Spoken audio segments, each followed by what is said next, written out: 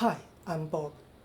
Today I will introduce an economic concept that is important for our daily lives.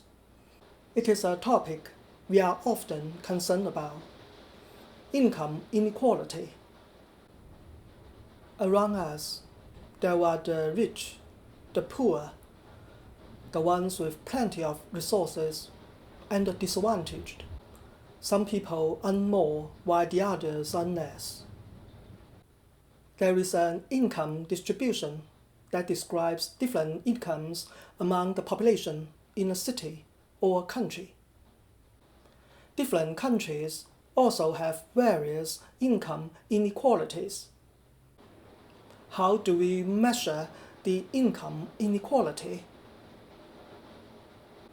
In 1905, an American economist, Max Lorenz, developed a graphic method to measure income inequality or wealth inequality. The graph plots the percentiles of the population or households on the horizontal axis according to their income and plots the cumulative income on the vertical axis. We call it the Lorenz curve. Let's see how to draw a Lorenz curve. We can imagine there are 5 people in a small town. We arrange the 5 people in the order of their incomes from the smallest to the largest. The person with the lowest income would be the first person, and the person with the highest income would be the last. The horizontal axis of the Lorenz curve is the percentage of the households or the percentage of the population. It goes from 0 to 100, or from 0 to 1 if we use the fractions instead of the percentage points as the unit. The vertical axis is the cumulative income. Suppose our 5 residents earn the same amount of income. For example, each one makes $5,000 per month. In the graph, we draw the point E1 for the first person. She earns $5,000. Then we draw the point E2 for the second person. Since we need the cumulative income, we calculate the sum of the income of the first 2 people. 5,000 plus 5,000 equals $10,000. Next, we draw the point E3 for the third person at $15,000. E4 is $20,000. After we draw the point for the last person at $25,000, we find that the Lorenz curve is a straight line. This is the case of perfect equality. The perfect equality Lorenz curve is given by a straight line, indicating that each percentage of the population or household gets the same proportion of the total income in the society. However, in reality, people's income will never be the same. So the Lorenz curve for the actual income distribution is not a straight line, but a curve below the straight line. Let's look again at our town with 5 residents. Suppose the lowest income person earns $1,000 per month. The second person earns $3,000. The third person earns $5,000. The fourth person earns $7,000. And the fifth person earns $9,000. The points E1, E2, E3, E4, and E5 look like this. E1 is $1,000. E2 is $4,000. E3 is $9,000.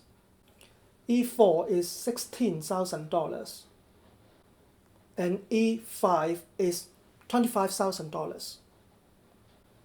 since we put the population of the households on the horizontal axis in the income order from the smallest to the largest. The actual Lorenz curve always lies below the perfect equality straight line. There were some points we need to pay attention to. First, the total income of the 5 residents is the same in both cases, $25,000 per month. The average income in this small town is also the same in both cases. 25,000 divided by 5 equals $5,000 per month. But the income distribution is very different. The residents in the second case experience income inequality. The richest person earns 9 times the poorest person, $9,000 versus $1,000. So society's total income or average income tells little about each individual's situation. After all, the average income of Elon Musk and me makes me a billionaire even if I have 0 income. That is why the income distribution is more critical and informative than the average. The Lorenz curve is a graphic representation of the income distribution. Second, the more inequality in income distribution, the further away the actual Lorenz curve will be from the perfect equality straight line. Consider an extreme case in our small town where 4 residents earn 0 while the 5th person earns $25,000. The Lorenz curve looks like this. It would lie flat along the horizontal axis and then shoot up so that the last person has 100% of the total income. In real life, the Lorenz curves are between the perfect equality straight line and the extreme case.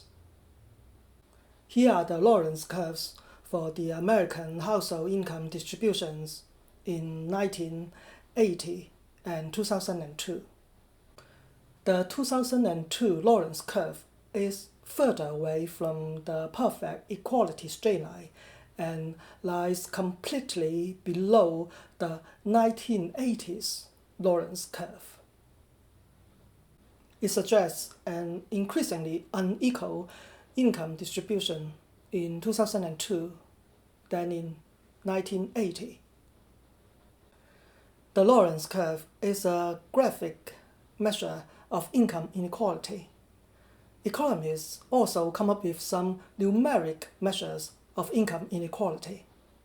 One is the Gini coefficient, which is also known as the Gini index or Gini ratio.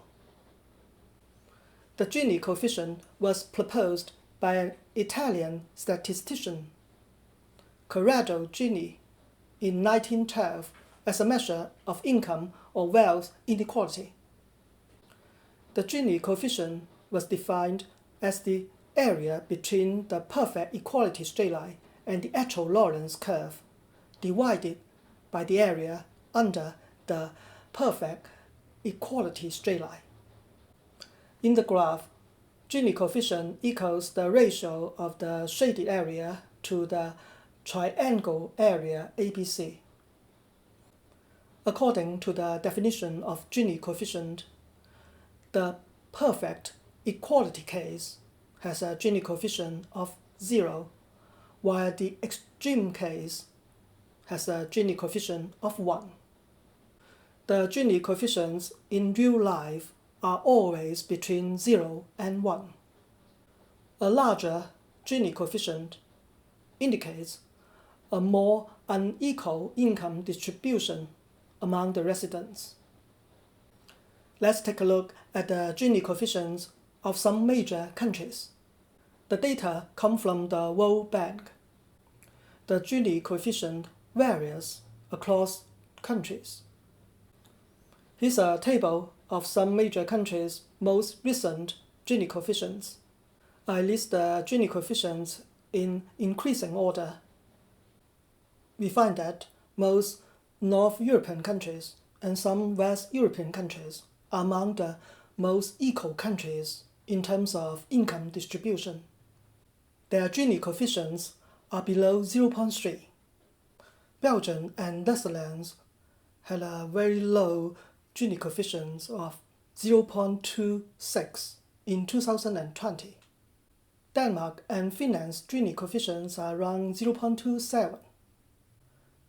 Besides, developed countries often have a lower Gini coefficient than developing countries.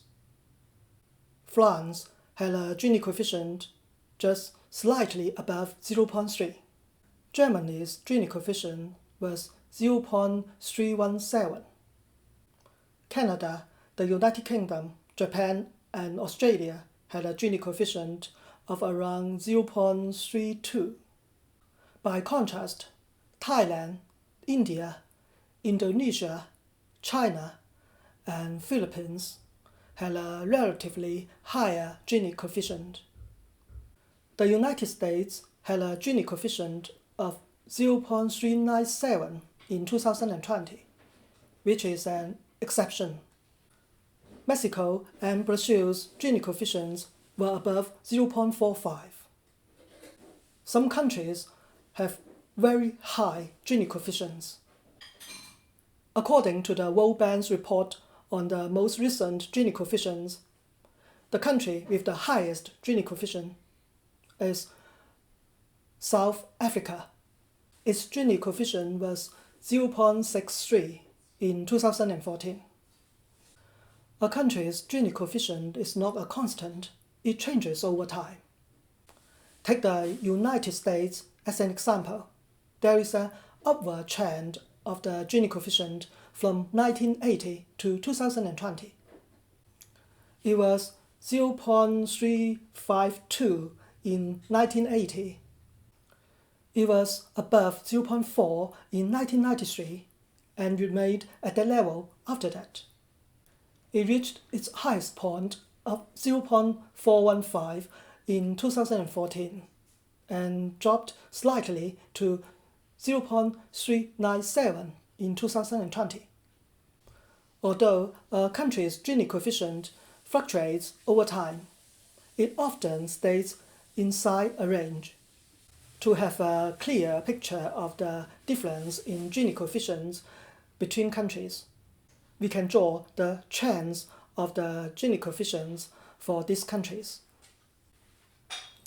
Here are the Gini coefficients available for Belgium, Denmark, Germany, the United Kingdom, the United States, Brazil, and South Africa. Lorenz curve and Gini coefficient are the most commonly used measures of income inequality, but they have drawbacks. Some ambiguities exist in the Lorenz curves and the Gini coefficients. If the Lorenz curves cross, we cannot tell which represents greater inequality. The two Lorenz curves may give the same Gini coefficient, but the income distribution is not identical, as shown in this graph. The Lorenz curves L1 and L2 represent different income distributions, but they may have the same value of the Gini coefficient.